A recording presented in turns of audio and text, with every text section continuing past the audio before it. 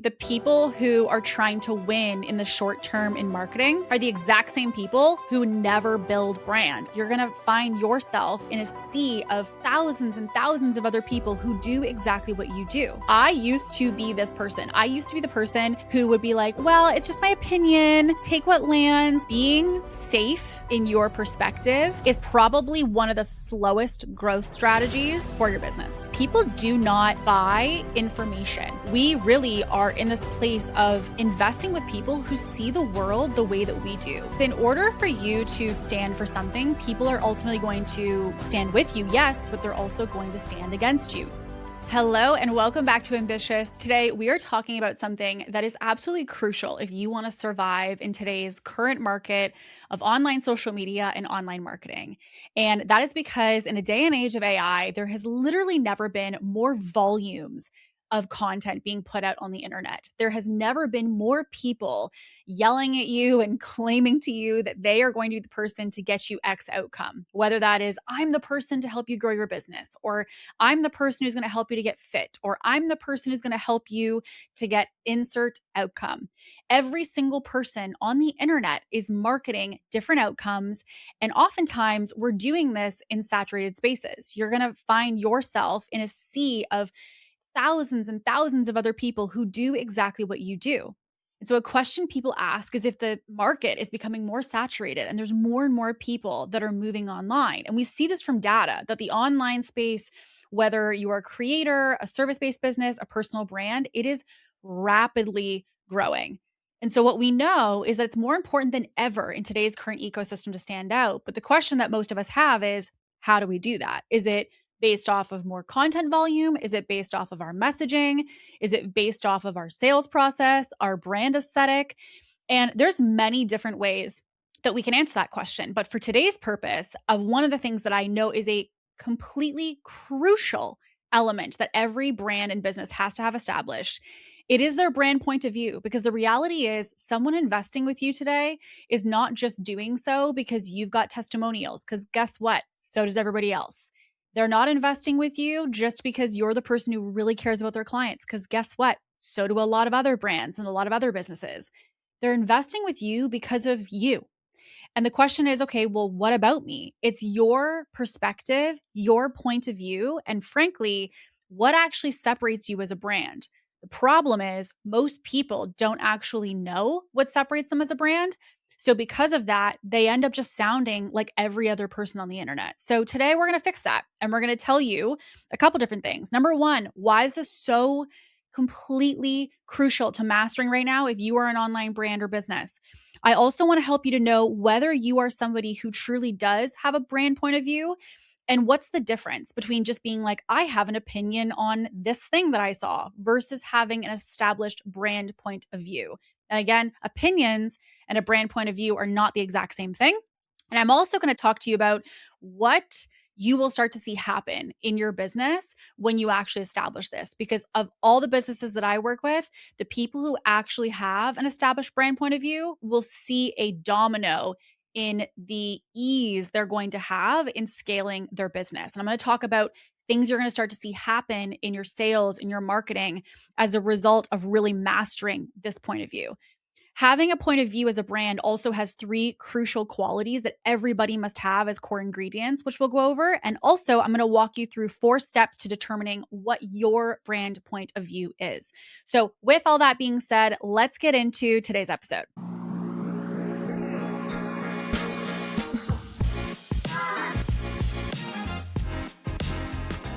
Okay, so one thing I always want to focus on anytime that I'm learning some new information is, with this, why is this something I need to focus on right now? And this is something as a topic that I want to discuss and to share with you because there is such a rise in social media. There's a rise in volume. There's a rise in brands.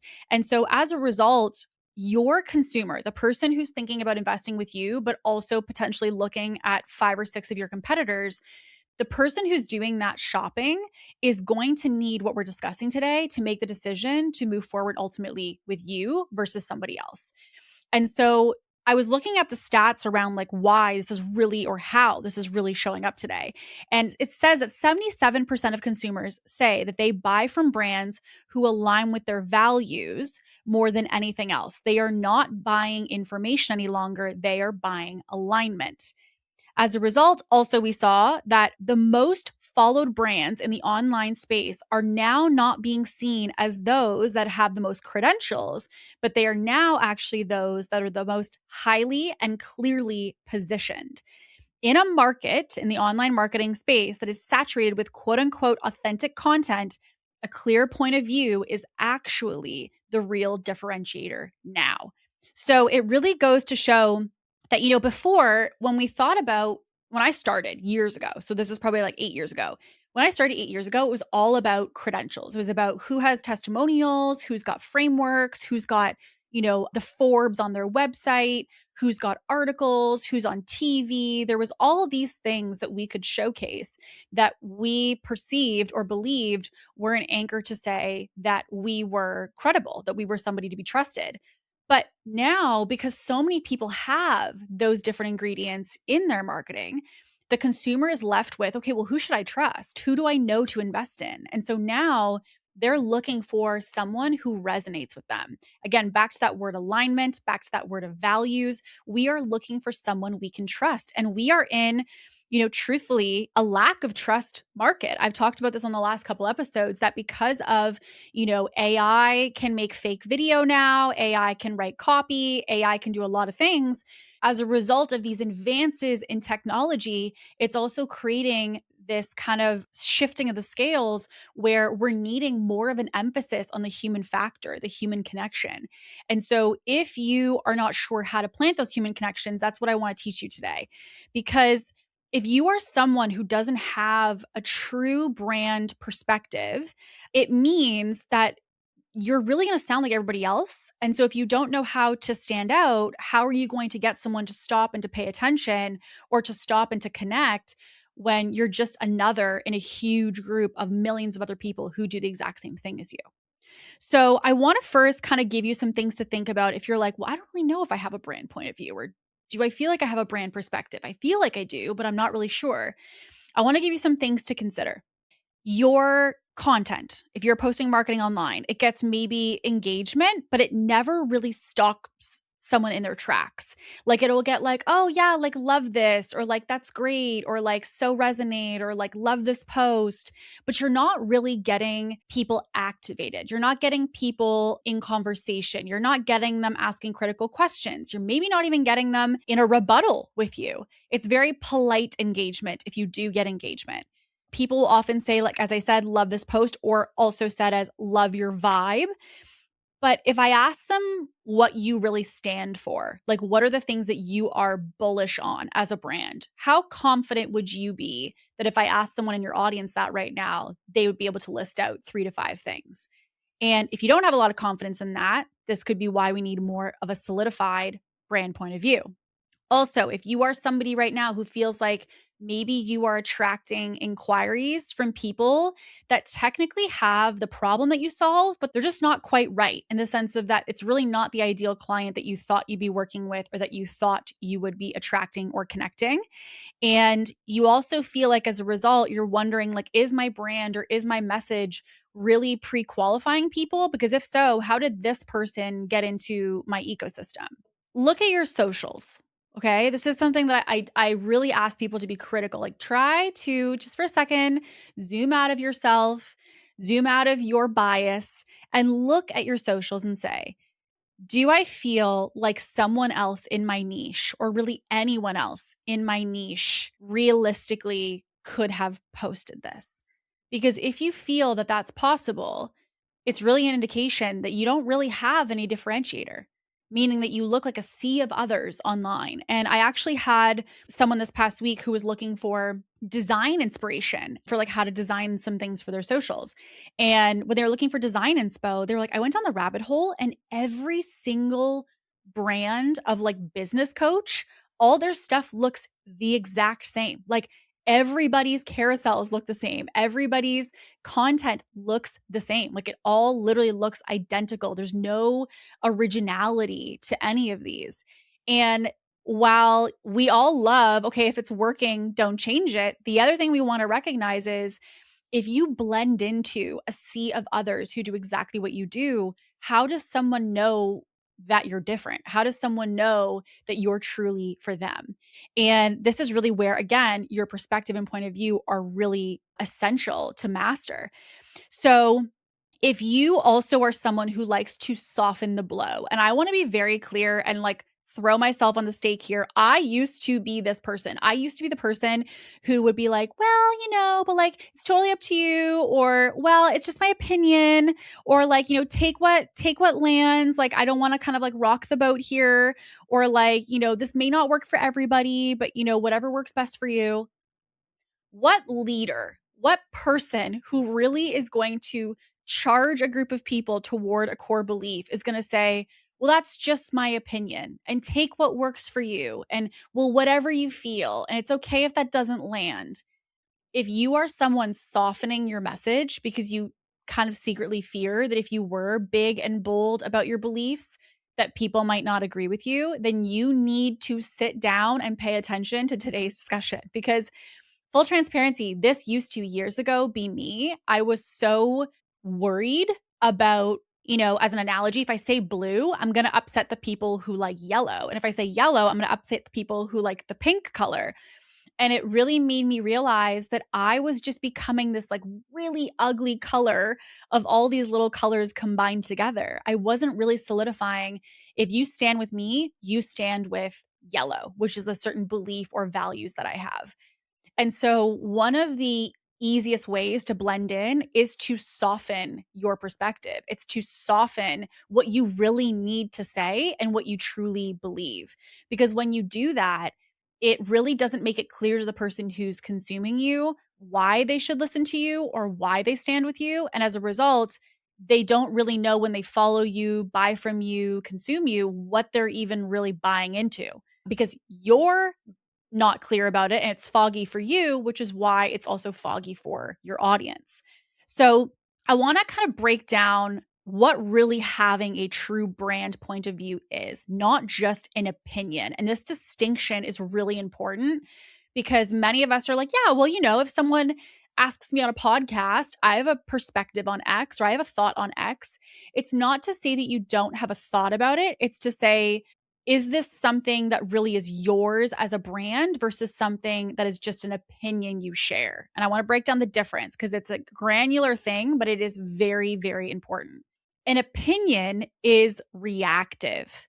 Okay, so this is what we don't want. An opinion is reactive. So again, if I ask you on my podcast this question of something in your industry, you would then have a rebuttal to me to say, okay, great. Well, yeah, actually, here's my 2 cents on said topic. But the question becomes, do you have that point of view as a proactive perspective in everything that you create, everything that you touch, everything that you put out to the world? Is this a filter from which your message goes through no matter when or where you're speaking, writing, creating video, whatever it may be? And that is because the people who really have a brand point of view are not waiting to be prompted to be able to talk about that perspective. They are integrating that perspective in everything that they create, and they are proactive about planting that consistently every single week into their brand. And that is because your audience, the person consuming from you, needs to have that consistently if they're going to be able to say, okay, yeah, this is my kind of person. This is who I want to be working with. The other thing that's also a real indicator of more of an opinion is the fact that opinions are very disposable.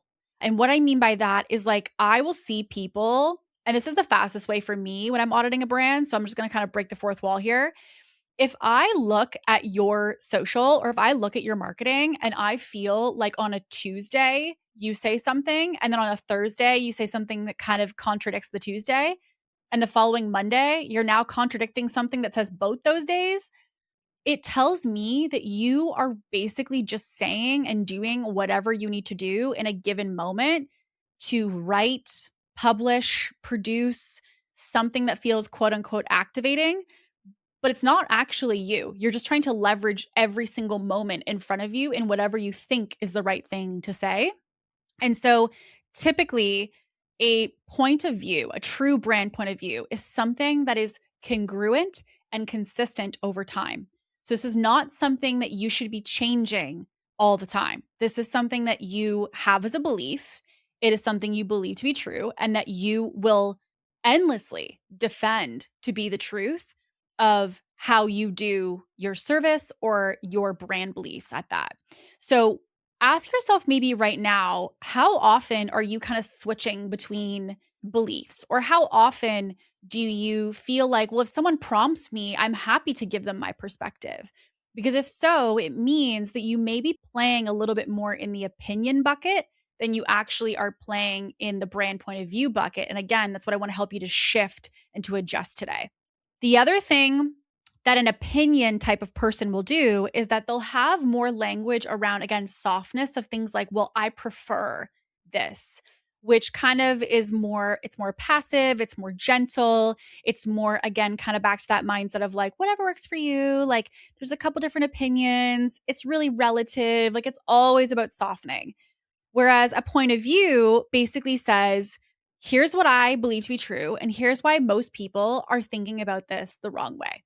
Period. Like, it's putting out a confident statement, a confident stake in the ground that allows you to be bullish and unapologetic about what your beliefs are and releasing that to those in your audience. It is not about, well, I prefer, and again, softening just your personal perspective. It's being really clear and stern about this is what I believe. And with this belief, this is why I think most people, truthfully, are wrong. And you go to explaining exactly what that is.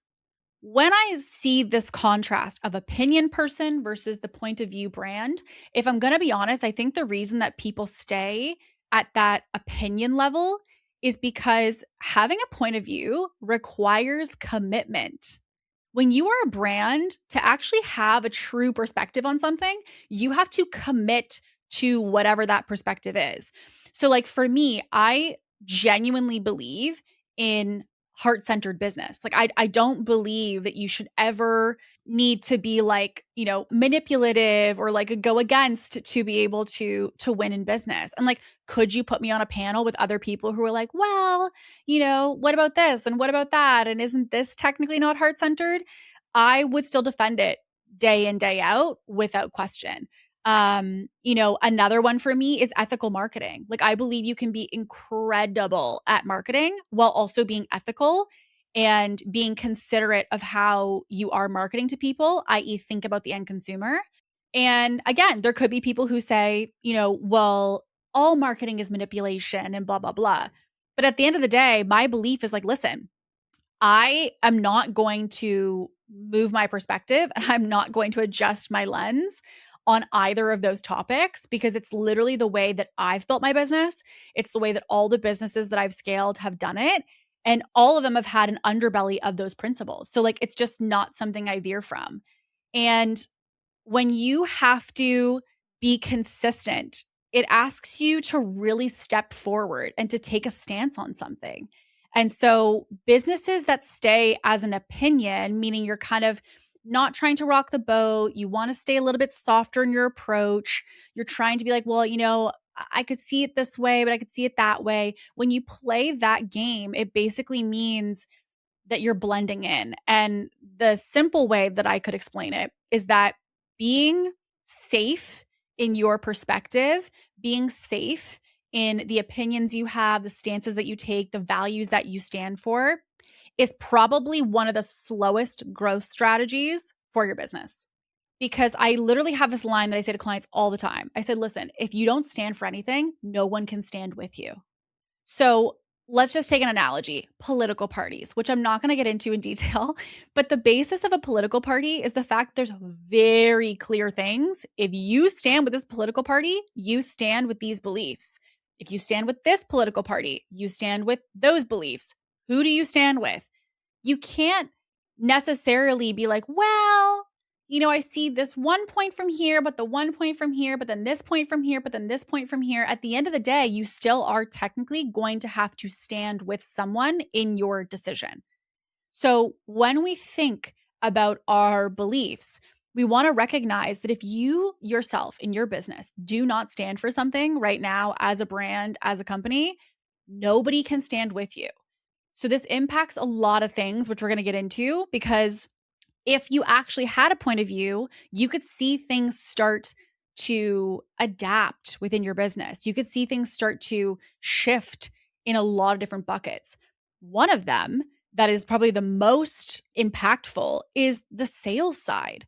People do not need convincing. People do not need to be bought in on you through a sales process. So like if you find that there's people in your sales process right now that are needing a lot of educating, they're needing a lot of convincing, they're needing to be like overly sold to, oftentimes that's a byproduct of the fact that your marketing forward facing has actually not allowed them consistently to consume your point of view enough.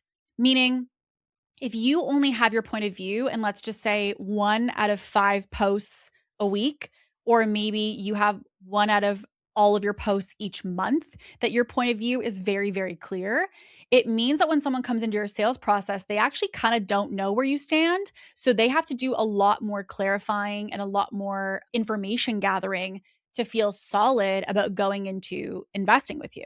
So it's not that they don't want to buy from you, but the sales cycle is going to be longer or potentially more strenuous because your forward-facing marketing didn't do its job to tell them whether you're for them or whether you're not. And that's again because your point of view wasn't consistent throughout. And also, when you have that point of view that's really integrated in your marketing, you're going to find that like the sale is happening before the call. So again, people are going through and already predetermining whether they resonate with you and with your beliefs because they're so consistently there and because you're talking about them so consistently. So we want to remember that people do not buy information. We are no longer in, especially now more than ever. It's still been this way for a while, but more now than ever before. We are not in an information age. We really are in this place of investing with people who see the world the way that we do, who have values that are similar to ours, who have perspectives that we resonate with. Because the reality is, for you and for me, if either of us need information, we can literally go to Claude, we can go to AI, we can go to any of the given platforms, and we can find information in a matter of moments. The real reason that we're going to get someone's help when it comes to information in any way, whether it's, a service you're providing, it could be a program, if you're a coach, if you have digital products, the reason people are specifically buying from you is because of you in connection to your information. It's not because of the information itself, because frankly, they can get that information anywhere that they want. You in connection to the information is meaning, where am I kind of getting your lens? So, the picture, i.e. the information is the same, but I'm going to put on your glasses to see that picture the way that you see it. That is just as much of what people are buying now than they've ever bought before. So with your sales process, you are going to find less convincing happening, people coming in way more pre-sold, knowing they want to work with you, knowing you're the person to help them because they see it the way that you see it and they already know your expertise and that you align. The other thing it does is it's also going to pre-qualify your audience because people self-select as a byproduct of your point of view being consistent. So like for myself, I have a lot of point of views that I integrate into my marketing every single time that I put something out, whether it is, it could be a carousel, it could be a video, it could be a podcast, it could be anything.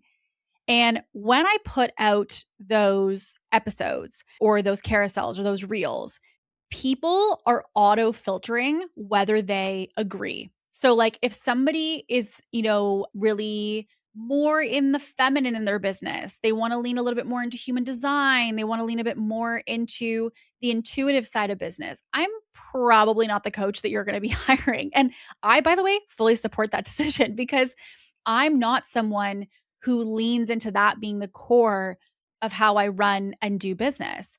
So if that's something that, for example, the feminine flow is something you're wanting to master in business, I'm probably not the coach for you. And that's totally okay.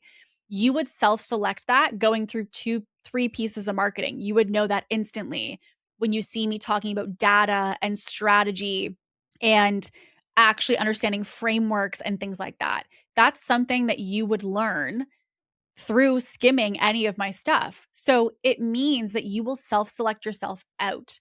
On the contrast, though, people will also self select themselves into my brand and into my community because of what they find as well. So the people who select out are the ones that, if they hadn't done that, meaning if you don't have a point of view, are oftentimes if I could say it directly, they become your problem clients. They're the people who kind of come in with a different perspective than you do. And then you feel like, in some regard, you're trying in your service or you're trying in your program or your experience or your coaching. You feel like the whole time you're trying to get them on your side. Like you're trying to get them to see things the way that you do, trying to see the strategy the way you do, the way that you're going to support them the way that you do. And you kind of wonder to yourself, like, why do I feel like I'm like fighting this person to try to see my experience or my offer or my service the way that it is? Like, they knew this when they bought from me. And the question I would ask is, did they know that when they bought from you? Because maybe they didn't know. Maybe they didn't know because you didn't actually have a point of view present anywhere. So you had information, but you didn't have a lens or a perspective that was the filter on that information of how you did it specifically, just not it, right? So we have information, then we have how you do that information. So let's just say social media. Somebody comes in and you're a social media manager and, they say, "Hey, I really want help with my socials. I see you guys have great social proof and I really want you guys to manage my socials. I need help with this. I'm struggling being consistent." Well, technically speaking, you're a social media manager. You can help somebody to solve that problem. So if that's the case, then technically speaking, the information and the individual fit. But here's the thing. Let's say, as a social media manager, you believe in heavy, heavy video content. You're like, video is our name of the game. And we believe that video is like the way to win. And then you get a client who comes in and they're like, "What do you mean I have to film? What do you mean I have to do 2 videos a day? What do you mean I need to be on stories? Like, I don't like being on video." And you're like, "Wait, what?" Like, because you're asking yourself, how is that possible that this client is now in our service working with us and doesn't see our offer or our service, i.e., the social media management? They don't see it the way that we see it. How or why is that happening? That is because you were marketing that you do social, but you didn't market the way in which you did social. So again, you had the information, which is the social media, but the lens in which you did it, i.e., your point of view, is that video is king or queen. And that's what it means to succeed on social. They never got that point of view. They just got, we do social media management. So this is where we can also see this happen and have impact of not having a point of view in your actual service. You get problem clients and you kind of can't put your finger on why it's happening, but oftentimes it's because that point of view wasn't actually present. And some people will say, well, if I put out too strong of a point of view, aren't I going to lose clients? Like, isn't there a possibility that I could really lose the kind of people that I want to be working with? And I would reframe it for you. I don't want you to think about putting a point of view out in your marketing or as a brand that's losing people. It's actually leverage. It's one of the hardest lessons that I had to learn. But I recognize that, like, by trying to literally be for everyone, it's a classic quote, being for everyone means you're for nobody. But what many of us don't recognize is, like, that has a serious impact on your business. It means that people don't see you as the obvious choice. People are not seeing you as the go-to person to work with because you're just so neutral. You're so for everybody. So nobody really knows that you're for them. And so I want you to think about putting a brand belief into what you market and into what you put out in the world is not a matter of, oh, I'm going to lose clients, or what if I say this and I lose people? I want to reframe that for you to say, if I put this out, this is not about losing. It's actually about leverage. I'm leveraging what I believe and what I know and what my values are to put myself in a category of all my kind of people. This is what's putting me around everyone I want to be working with versus trying to sort through this really busy crowd and find those people. It's putting me in a room that's only filled with those people. The other thing is that it's also going to create kind of, you've heard me say this on other shows, and you've also probably heard people online talk about this as well, which is like being a category of one. And many people will say, what does that mean to be a category of one? Like to be a category of one, what does it look like? And it really means that you stop competing with your offer or service on just your credentials, your price, or any of that. And you really start to become put in this position that nobody can copy you because it's so distinctly yours, right? So, like, if I always say to people when we're trying to work through brand, and in this kind of conversation, when I strategize with clients, I say, if I line you up against 5 to 7 of your competitors who all do exactly what you do, what makes you different? And many people can't say, or they'll say something along the lines of like, I really care about my clients. I'm like, so do all your competitors. That's not a differentiator.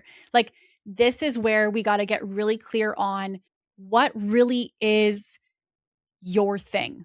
Like, what is like truly what makes you different, a perspective, a belief, a set of standards, values that you have, a perspective that means that if someone sees you in comparison to 8 or 9 of your competitors, they're going to be like, well, all of them have the same price, but I know I want to go with the person on the left because they have ABC. And that's basically your point of view.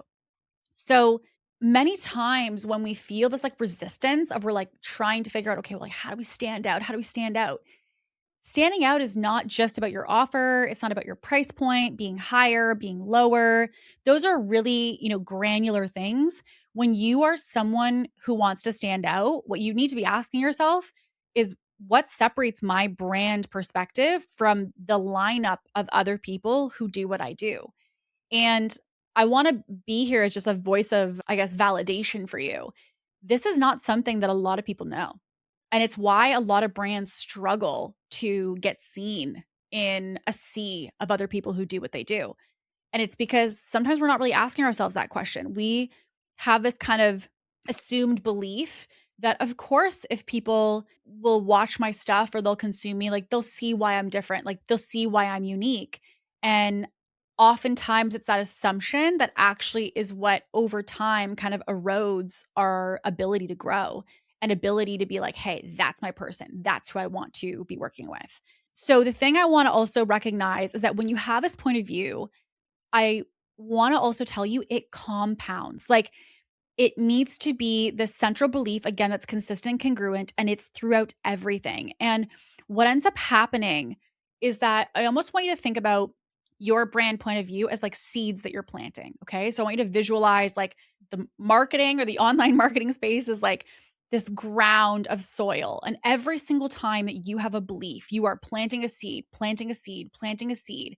And before you know it, all of these point of views that you've been consistently discussing, you've been planting seeds for 2 months, 6 months, 2 years, 4 years, 10 years. Before you know it, as long as you're consistent and congruent, you have this beautiful plush garden of all of this showcase of your point of view.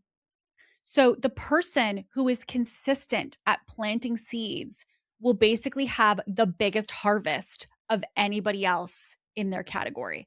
And that is because you've been doing the work of the planting of seeds, i.e., having a point of view, but most importantly, doing it consistently over and over and over. And so over time, it compounds. This is why oftentimes when somebody puts out a point of view in one piece, they feel like they don't really get a lot of impact from that. They don't feel like it creates a lot of domino for their business. Like they don't really see, one post, 2 posts are not going to do anything to help people to know your point of view.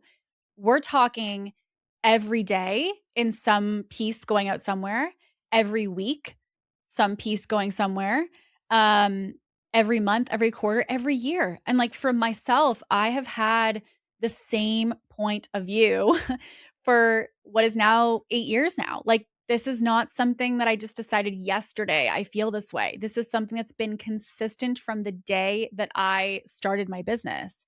And what that's meant is that my corner of the market, it's very clear when you work with me, what you're really learning. I had somebody who came to me the other day and they said, Kate, I've been in a lot of masterminds and I feel like for the first time, which makes no sense because she's invested quite a bit.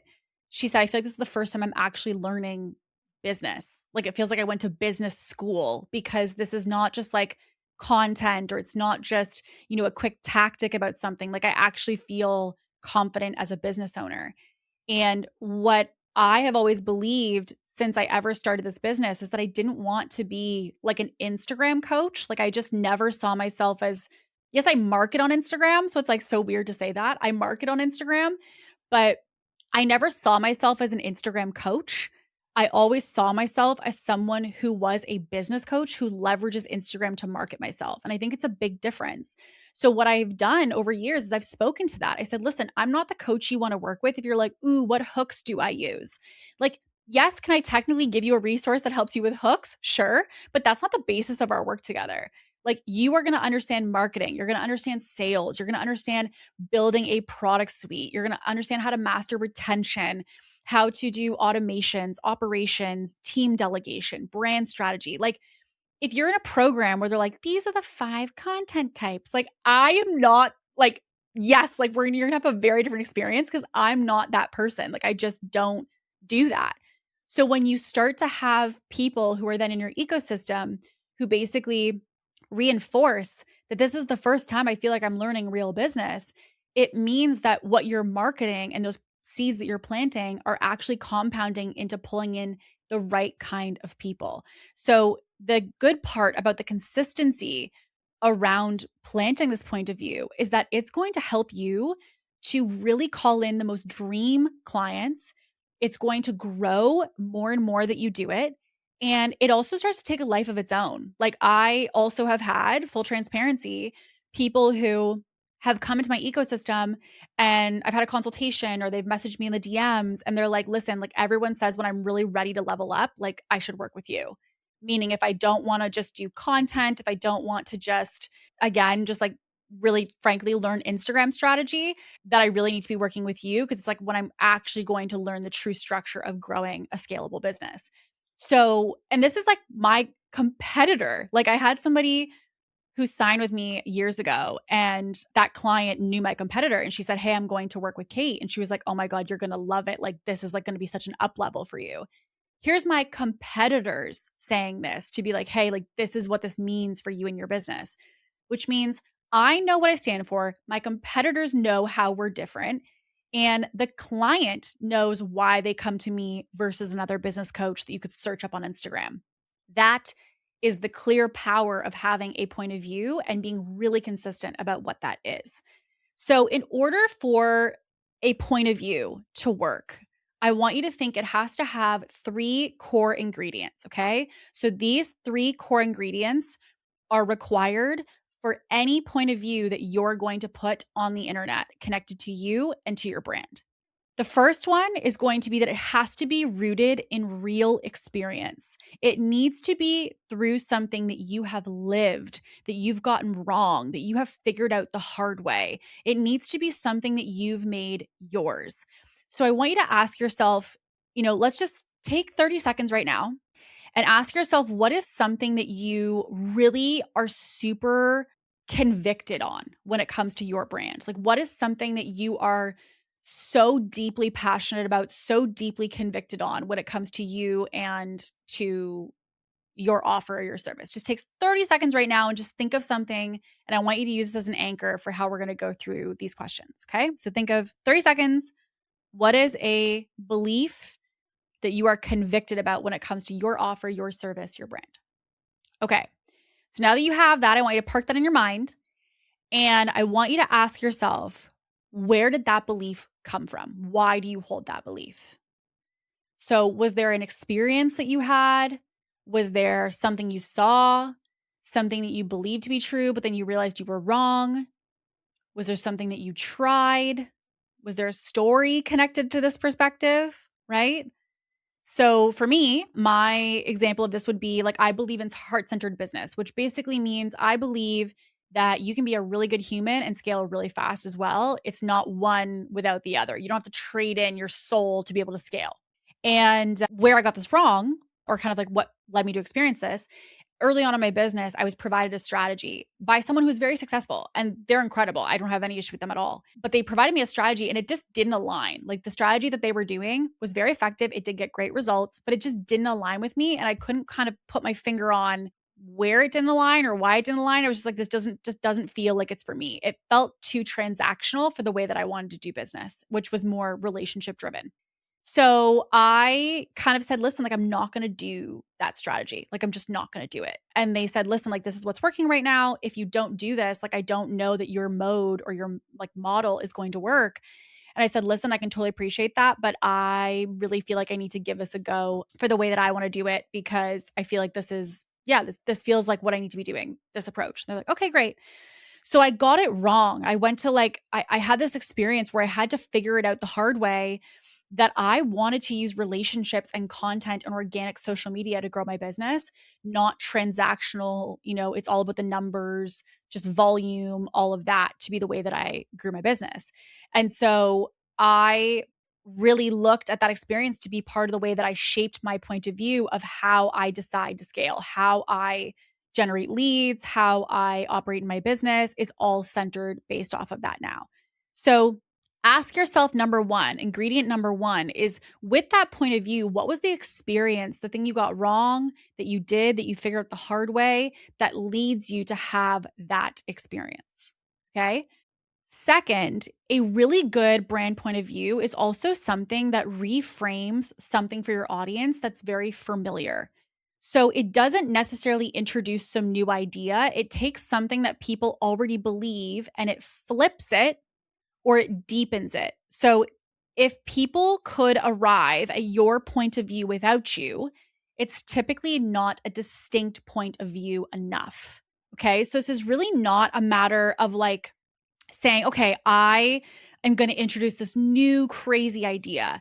Instead, the reason we often say, what's something that you see others doing, or what's something that you see people doing in your market, the reason we ask that question is, indirectly what we're asking by saying that is, what is something your ideal client already is privy to, already is experiencing, already is questioning, exposed to, going through, that you could help them to see in a different way. And, an example might be the person who tells you have to film 3 to 5 videos a day to be on the internet. That's maybe something that people are seeing online as something that's recommended. Well, myself, as somebody who coaches with a lot of incredible moms, most of them, and I don't want to speak for you if you're a mom, but most of them, needless to say, don't have tons of ample time to be recording 3 to 5 videos per day in order to be able to run their business. It doesn't feel sustainable. It doesn't feel realistic for them. And they wonder, if this is what's needed to run my business, I don't know if I have capacity to have a business. So what this does is, when I say, listen, what if you could generate the same amount of leads with a fraction of the marketing, right? Or maybe it's not about quantity, it's more about quality. It's taking something that would be something they're already seeing, they're already experiencing, my ideal client is already being exposed to, and it's giving them a new, fresh perspective on the same thing that they're already going through. So you want to really ask yourself, with your point of view, is this something that you're trying to get people bought into? Are you trying to get them on your side, trying to get them to see it the way that you see it? Or is this something that already exists? They're already having a perspective on it. You're just pivoting it. You're deepening it. You're helping them to get even more specific around their beliefs on that. You're not trying to get them on board. They're already on board. You're just trying to say, okay, well, here's how I want you to picture it. So think less of, I have to convince my whole audience to start to believe in blank. Instead, you're going to say, this is already something they have a belief in. Let me either slightly pivot or edit their belief, or help them to deepen their belief in something that they're experiencing. Now, the last of the 3 ingredients is that it must be consistent across every single thing that you do. If I was going to say the biggest mistake that people make with their brand when it comes to brand beliefs, brand values, is that you are literally changing it the way you change your outfits. Like, I'm shocked sometimes that people can't see how multidimensional their brand beliefs are. Like, I'm like, you say you believe in blank, but then you literally changed your opinion 2 days later, and then changed it 2 days later, and then changed it 2 days later. And the reason that people do that, or the reason that sometimes you may even fall into this pattern if you audit your own stuff, is because you are seeing, what can I say as a tagline? That's what I see, is like the best marketers are all looking for like a tagline, something that's going to hit, that's going to get people activated. They're going to be like, okay, like this is the thing I'm going to say, and that's what's going to get people to buy, or that's what's going to get someone to move. But typically, the people who are trying to win in the short term in marketing are the exact same people who never build brand. And that is because your beliefs, your perspectives are forever changing. One day, it's all about hard work, but then the next day, it's about rest. And then one day, it's all about volume, but then the next day, it's not about volume. And, one day it's all about, I believe that it's all about being strong. And then the next day, it's like, I believe it's about the softness. And I'm like, how do you keep up with your message? I can't keep up with your message. It's all over the place. So when you want to have someone follow, you need to be walking towards something consistently. Instead, what brands do is like, I just don't understand why people aren't following me. And meanwhile, you're zigzagging all these random beliefs. The person following you or consuming you is getting dizzy and distracted. And most people who discover you are also like, whoa, this is a lot of competing stuff going on. I don't know what to do, feel, or think about this. So the last of the three ingredients or three qualities is that you are not looking to have a tagline. You are looking to have a through line. You need to ensure that anything you put out as a brand is consistent and congruent. So remember, the three core ingredients that must be there for a brand point of view is, number one, it must have an origin story. It needs to be something that you lived, you got wrong, you figured out the hard way. You need to find a way to make it yours. Make sure that, second, you can reframe it as something that they're already familiar with. This is not about getting them to believe something totally new they've never experienced before. It's taking things that they're already experiencing as your ideal client and helping them to see it in a different way. And third, ask yourself how consistent you are in always vocalizing these and talking about them consistently. So how congruent is your belief everywhere that you talk about it? So meaning, if I see you on one podcast, on someone's live, in your caption, is your belief all the way through consistent? And if it is, great. And then how consistently are you talking about it? So not only is it consistent as a through line, but also how consistent are you in actually saying it and speaking to it? If you have those three ingredients, you will have everything that you need to start developing a really well-established point of view. Now, you might say, Kate, I don't even know if I have a point of view. What if I don't even know what my point of views are? How do I know what they are? Is there a way to discover them? And I'm going to give you a really easy 4-step process to help you to discover your point of view. If you feel like you don't know what your brand beliefs are and you want to integrate them into your marketing and you want to discover them, we're going to unpack the exact 4 steps that you can literally do in the next 5 minutes here with me, and you will know your brand beliefs by the end of it. So one thing I want to start with, and I've mentioned this before, sometimes to know what you stand for, you have to say what you stand against. So, for example, sometimes for someone to say I'm vegan is to say that I don't believe in eating meat, or I don't believe in, harm of animals, etc. So they're talking not just about I love veggies or I love being vegan. They're talking about the fact that they don't believe in blank. So as a result, they're vegan, right? So I want you to think, step number 1 is, I need you right now. And I want you to do this now because I don't want you to say to yourself, well, maybe I'll come back to that. And maybe I will circle back to thinking about XYZ. Take 30 seconds with each of these questions. And I want you to ask this now because I want to show you how quick you can get this clarity to be able to go into taking this in your marketing today, tomorrow, this week, into your content. So first, I want you to ask yourself, what do you stand against? So I want you right now to think about those in your industry. And this is what I tell clients. I want you to, don't close your eyes if you're driving, but close your eyes and ask yourself, who are the top 3 of your competitors? Okay, so I want you to just take 30 seconds and get them in your brain. So we've got, Susie, Tom, and Barbara. I don't know why I always take the most random names, but that's just where we landed. So Sarah, Susie, Tom, I don't know where I got Sarah, Susie, Tom, and Barbara. Okay. So if we're thinking of Susie, Tom, and Barbara, what is their dominant belief? What are behaviors or advice that they talk about in your industry that you think are wrong or where they don't really show the full picture? So what are things that you think those three people, your competitors, are saying, doing, acting on that you're like, that's just wrong and you don't resonate with it, or that you feel like it's incomplete, it's not correct? So let's just think of one thing. Maybe you can think of one of those people and one thing they do, one of those people and one of the beliefs that they have. What's one person that's your competitor and one thing that you're like, I see them do this or I hear them say this and it just does not land for me. Like that is not how I see things. What is that thing? So what specific advice do they give?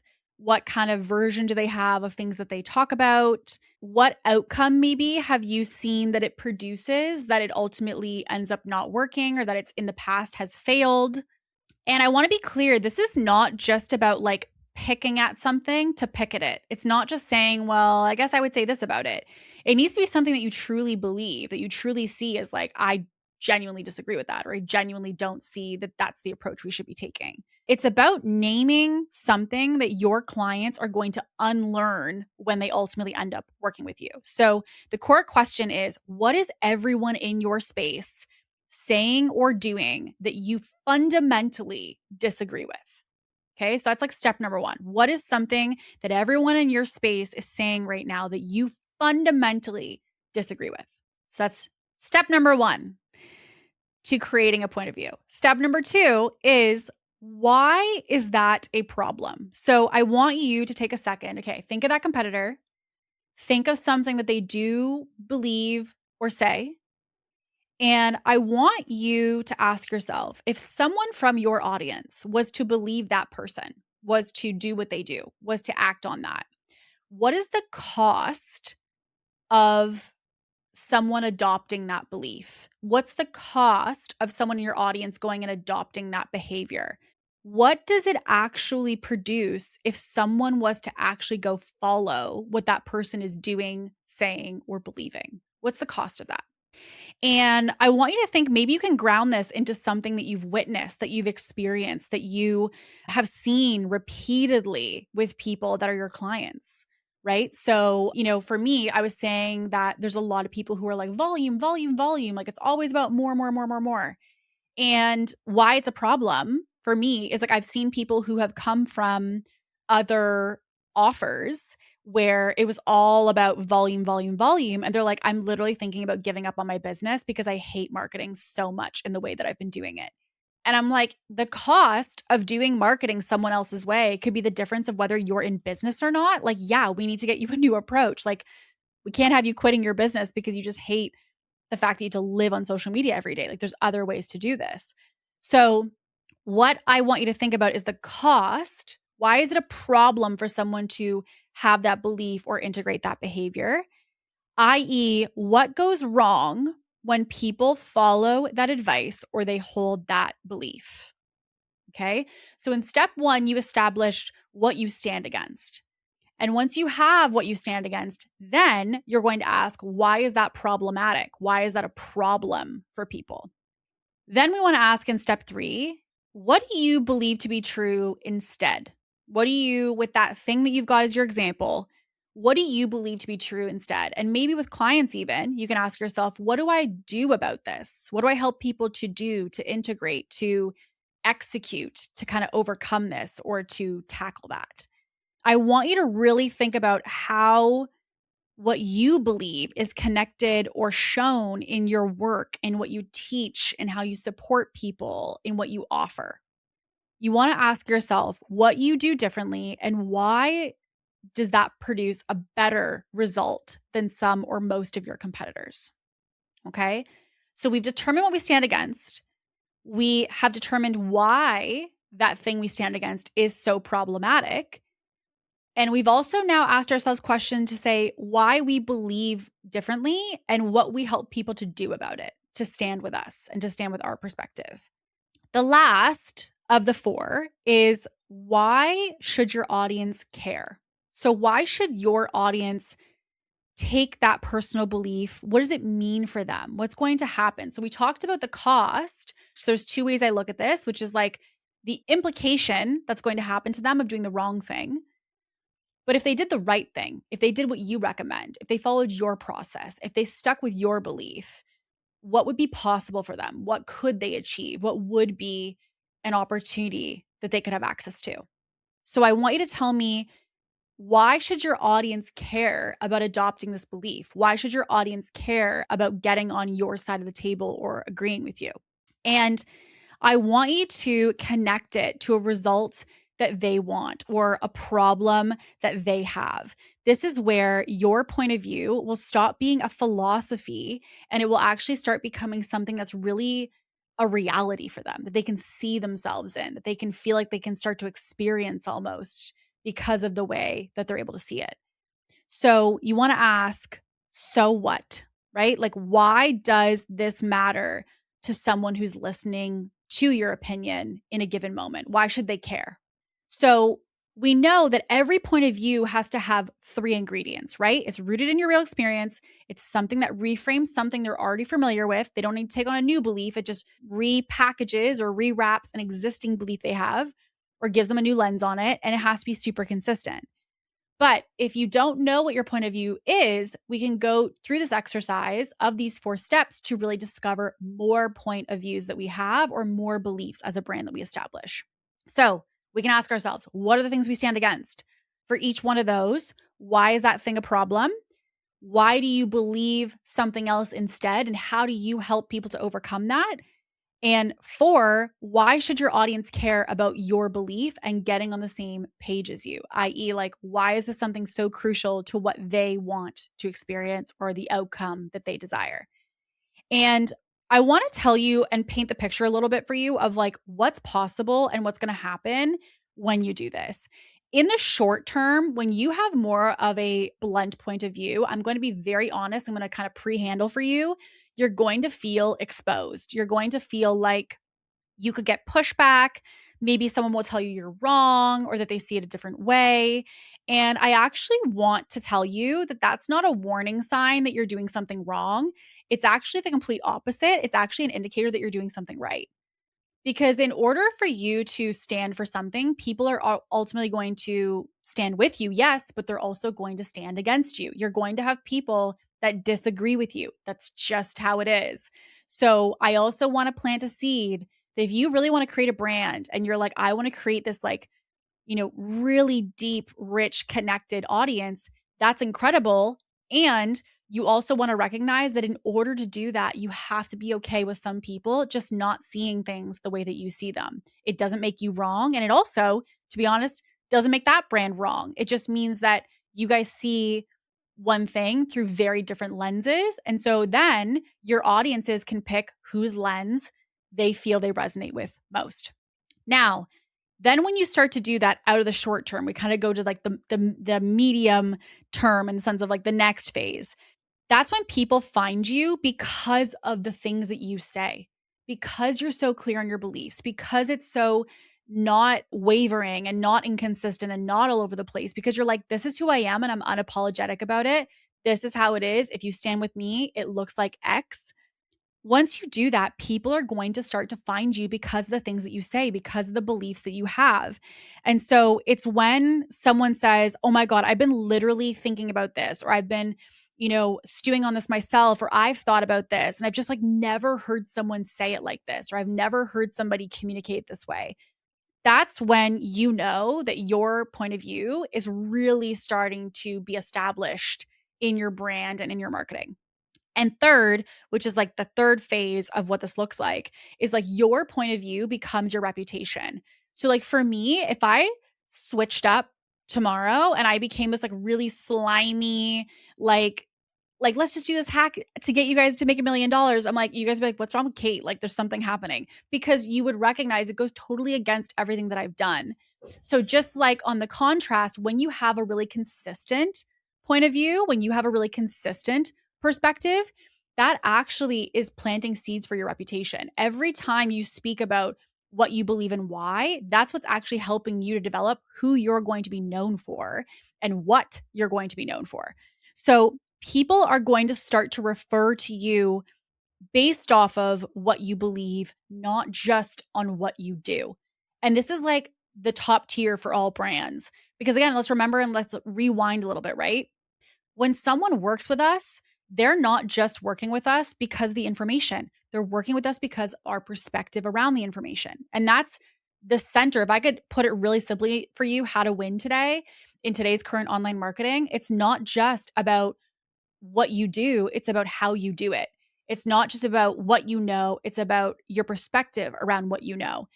And when you think about removing the how you do it or removing your opinion, all we're left with is information. So if you're one of those people right now who's like, I don't really know if I'm, very contrarian online. I don't really know if I have very established beliefs. I don't really think my audience could tell you what my top 3 to 5 beliefs are. I'm going to be honest, to just be really direct with you. I think you need to use this as an invitation to recognize that you playing it safe, you being like the soft voice, you being like, well, like it's like, anything can be true and like everyone's got a different perspective. They do. But guess what? If you're going to be a brand and if you want to survive in the next wave of what is going to be an online market, and frankly, what brands have already been doing for years and years and years, you have to recognize that you need to stand for something. You need to lead your people. They're looking and seeking to you for leadership. And you have to ask yourself, where am I leading them? What am I bringing them to? What am I inviting them to do with me? And if you don't have those ingredients, let this be your invitation to start to execute those. And to help you to do this, I want to make sure that, for me, I talk about all the time, it's not about inspiration, it's about action. So like the thought between the spark and putting that spark into a strategic action, and as small of a gap as we can create between those two sides is really the key to success when it comes to building and scaling a business. So here's what I'm going to do for you. I'm going to be linking a download connected to today's episode. So if you are somebody who is not already in our Ambitious Network, number one, what are you doing?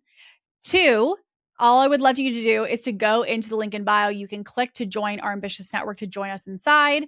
Inside, we have all kinds of different things such as giveaways. You can connect with other incredible ambitious women. And also with that, we do have resources that are associated with our episodes like today. So what I'm going to be doing is I'm going to be outlining our 3 core ingredients as well as questions and kind of like a worksheet that you can go through to really establish your brand beliefs. And all of that is going to be housed inside of the Ambitious Network. So if you are somebody who wants to kind of take today and not just reflect on it, but really start to integrate it and to execute it for yourself, we will have that resource connected to today's episode in there.